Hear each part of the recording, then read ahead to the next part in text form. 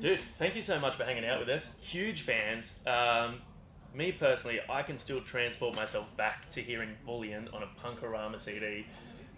Fuck, a long time ago. So this is a really cool moment. So thanks for hanging out.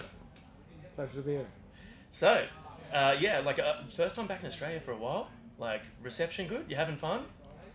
Like always, nothing much has, even though a lot of things have changed on a global scale with everything, but like us coming back here and that whole sort of experience is the same. Yeah. I feel like the music that you guys create and the vibe that you bring would encourage the same level of energy and positivity, regardless of what's going on. Like, a MILLENCOLLIN show is just going to be a good vibe. So I don't think that necessarily COVID or restrictions or anything like that is necessarily going to affect that. I don't know, like, that's the impression I get from your live performances. So I can understand that being a pretty consistent thing. How was day one of Good Things yesterday in Melbourne? It was great. It was, I wouldn't, maybe even better than here actually. Oh. But we have we have like not a theory, but we've been talking about it, and maybe the Sydney people would be better maybe at 8 o'clock at night, Okay. or 10 o'clock at night. Yeah. But like early in the morning. Takes us a little They bit to haven't get woken warmed up up here. yet. Yeah, exactly. I think because usually like a 10 o'clock, 9 o'clock show.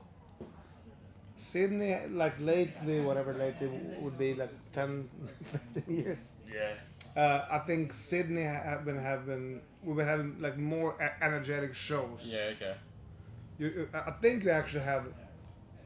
Sorry to all the Melbourne people, but I think you have outperformed the Melbourne crowd as far as like club shows Yeah. late at night. Did you hear that, Melbourne? Fuck you. But Melbourne No, did but- better in the day. So Well, yes, but good things. I mean, we're playing the same time all these 3 days. Yeah. And yesterday, I would say Melbourne were, or maybe it was just us. it's the jet lag. You hadn't quite woken up. Everything seemed amazing. Yeah, it's all a blur. Yeah. We're having a great time. How do you find playing those earlier in the day sets versus playing like a night show, like a club show? Obviously, you guys Yeah. get to like sleep in and take your time and do setup. A day, you kind of have to hit the ground running. How do you find that? Well, the thing is, like, if that would be in Europe, it would be like maybe more of a difference. But now it's also you have to consider the time difference. Yeah, it's Yeah. like playing a night at home. So actually, 9 o'clock at night would be like noon. Yeah. Pretty good time to actually. Yeah. Where like Yeah. around lunch where you maybe have the most energy. But like now, like 1:30 here would be in the middle of the night, which could be a thing if like maybe if you've been drinking the whole night and you're maybe that's when you're sort of in your prime. So it's all we don't even know where we are like as far as That happens. I mean we were playing different times and with the time difference it's you just have to sort of try to get as much rest as you can when you're not playing and then Just be wherever you are when you're there. yeah and it's hard to plan even though we would start in Perth sort of because it's only 6-7 hours time Yeah. difference. This tour there is no Perth but that's the best way to sort of get into the whole thing but Ease your way in. yeah. Do you have a favorite place in the world to travel to play? Like if you're gonna have Australia. Oh, Well, that's a are you great just answer. saying that because there's a to camera go. there? Yeah. And you give a big wink at the end. Yeah. You guys have been here quite a fair few times though, so Yeah. I mean, Australia. I would say Australia. I mean, because we always would always go where, like now it's pretty dark, and even though like Christmas is coming and people are like, yeah. it's pretty dark in Europe. Yeah. Like in the northern hemisphere. Shorter days. Very short days, and it's sort of I don't know. So it's Cold. cold. So it's very nice to come here, and yeah. Enjoy a little bit of the sunshine. Are you giving yourself a few days off around this little festival run? Yeah, I mean, here in Sydney, we're only here for like 22 hours. Yeah. So not even a full. Yeah, not A even the full whole day. Yeah. So we, since we're playing so early, we're actually flying out after each show Okay. to the Yeah. next show to be there for the 1:30. That's a better way of doing it rather than trying to do it early morning Yeah, and yeah. play the same day. Exactly. Yeah. So, but then we sort of we're basically missing most of the bands that are playing, except for tomorrow in Brisbane. We'll have the full day, and so we're gonna check out And who are you excited to see? Tism. I've heard. Okay. Oh yeah. I've heard a lot of things about that, them and their show, and then we're always our friends. No facts. It's always. Yeah. Do you find yourself tend to be drawn to more like the punk bands on the tour? Like, because it is quite a mix of like It is a punk mix. and metal. Is it more the punk bands that tend to draw you in? I mean, I'm like, do you have Spotify here? Yeah. Yeah. So like now you will get the reports, whatever you listen to the Yeah. most, and my list it's only like this weird, obscure sort of elevator jazz. Oh yeah. Right. That's the kind of music. So I'm not. I don't know. I'm just. Yeah. But while here, I mean, NoFX is always a good treat. But otherwise, I'm actually listening like to Bach and like elevator jazz. Okay. That's the music I'm consuming back home. Sure. And maybe some like 80s, like Take My Breath Away, Oh, Classic. that's a Lady banger. in Red. I mean, I have a playlist of that on Spotify. That's amazing. Yeah. And just those 80s songs that would sort of Just a vibe. I feel yeah like that's a big vibe. So European thing. I'm sort of I'm not really listening to music these days. I'm writing a lot of music. Like I'm writing every day. I take my guitar. I write a song pretty much every day. But I'm not listening a lot to the music that I'm sort of writing. The music like before, like in the 90s when we started, I was listening a lot to the bands that like punk rock and whatever it would be, the music that will sort of come out in our songs. Yeah. As far as song ideas would be music that I would consume. But now I'm actually, even though I'm writing a bunch of whatever it is, like punk rock to country, kind of singer-songwriter songs, I'm not listening to that music at all. It's way different. Do you feel that because you don't listen to a lot of punk rock, hardcore, do you think it keeps the MILLENCOLLIN sound like far more authentic because you don't have any other influences from what other bands in the genre might be doing?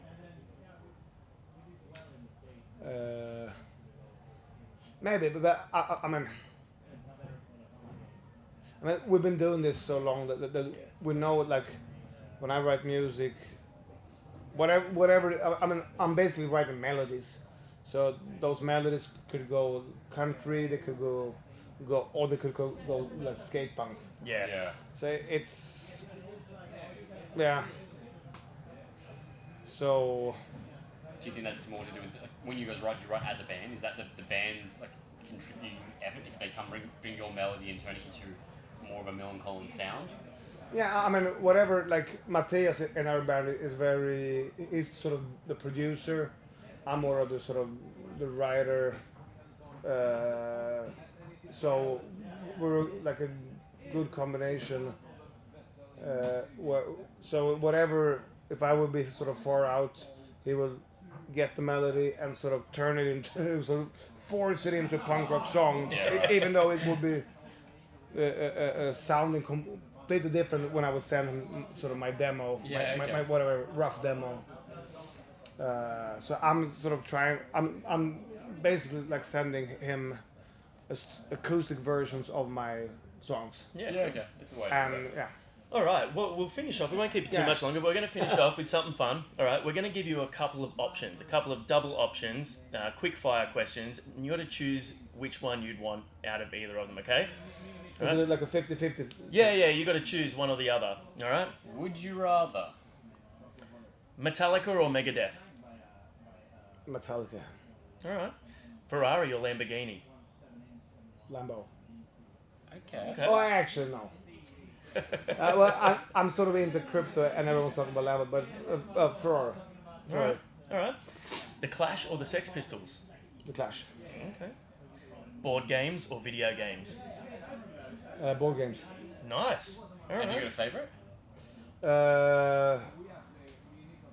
I mean, I guess Monopoly would be one. It's a classic. Classic. It's a classic, yeah. Yep.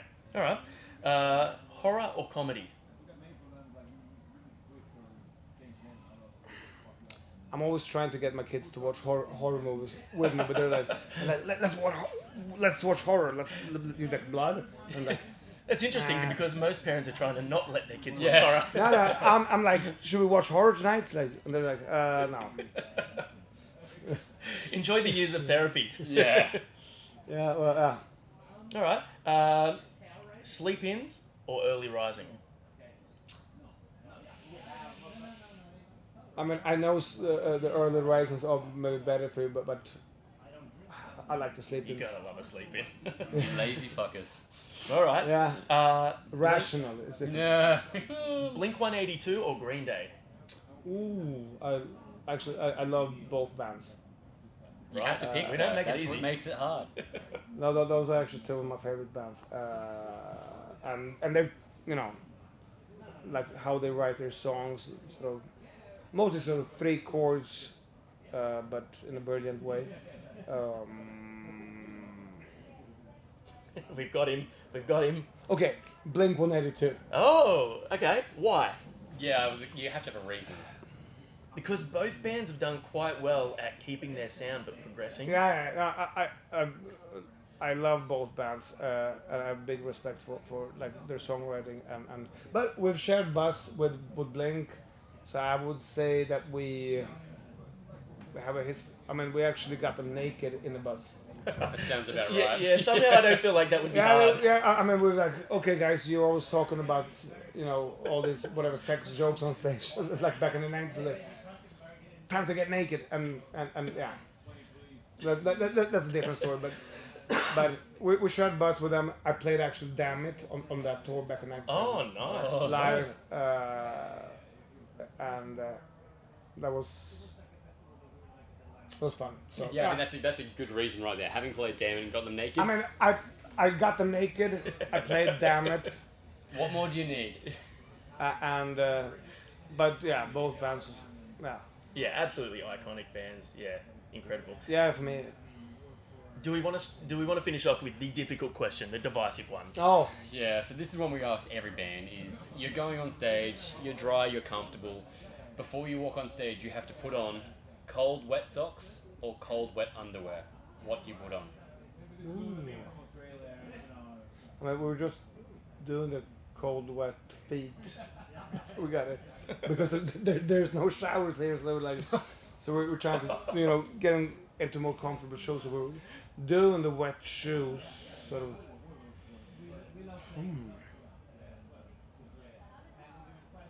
I may. But the wet underwear, that's not really. But actually, yeah. You wet underwear? Yeah, I think you're right. Wet socks is the way to go. Yeah, wet socks would probably. I mean, and I think that was sort of cool down your whole system in a way that, in a better way than what you're. 100%, yeah. Yeah. Just wet from the crotch. No, thank you.